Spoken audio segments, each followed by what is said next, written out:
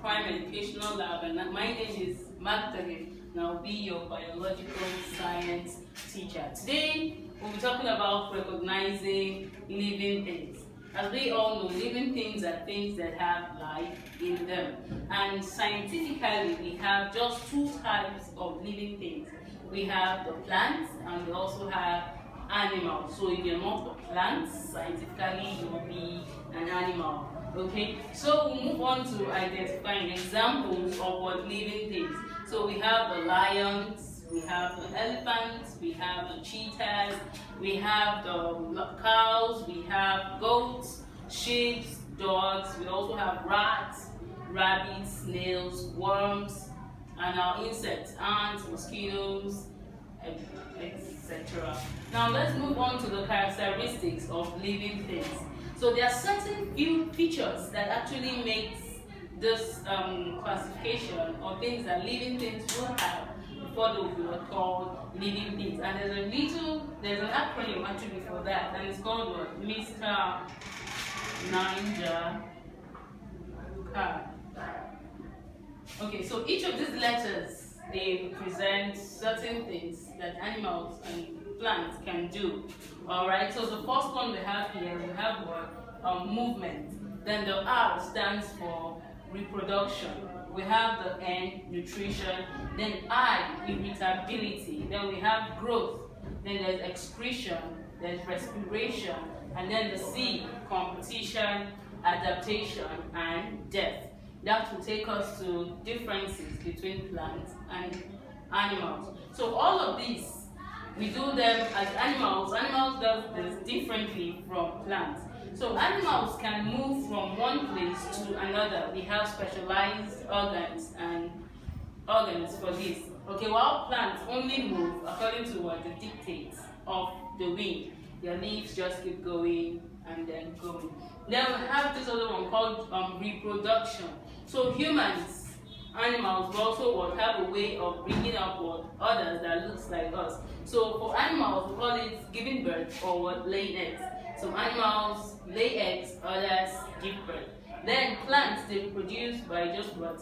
Giving rise to seeds and fruits. Alright, so that will take us to the next, to nutrition. Animals, some animals eat flesh, other animals eat grasses, plants. Then we have the other category that eats what? Both plants and animals. Alright, so animals generally have a way of depending on plants or other animals for what? Their food. Now when we talk about plants, all they do, they make their own food. They make their food themselves with the help of sunlight, chlorophyll, and water. That will take us down to irritability.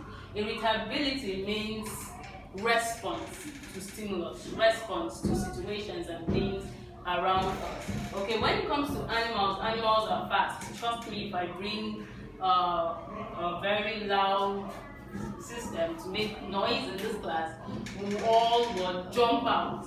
Alright, when it comes to plants, their response are not as fast as animals. If I should prick you, you will jump immediately. But when it comes to plants, they take time. If you put a fire close to a plant, if you burn it, then later on you won't see the effect of the burn. So their response is what? Slow. Then growth. Animals increase in size, in height, as well as what? Weight. Then plants, on the other hand, they also increase, but their growth is what?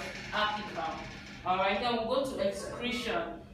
Animals, we all have a specialized organ to bring out waste from our body. Our body uses up what it needs. The other ones, it releases them out as waste. Then for plants, they also have a way of doing this. Now the leaves of plants have what we call tiny holes.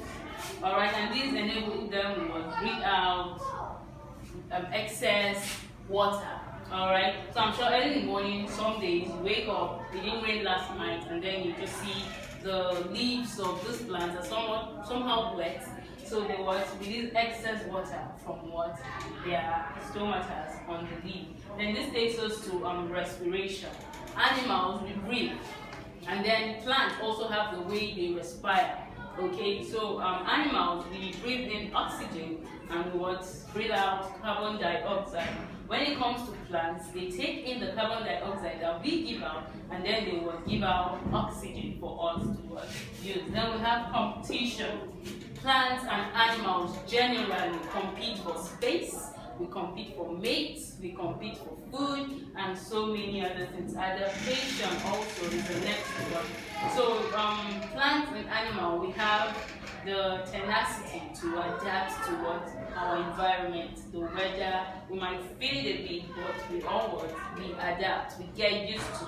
Alright, so the last one is death. All living things will eventually die. Alright, so this will bring us to the end of our class today, and then I hope to see you again next time. Thank you so much for watching.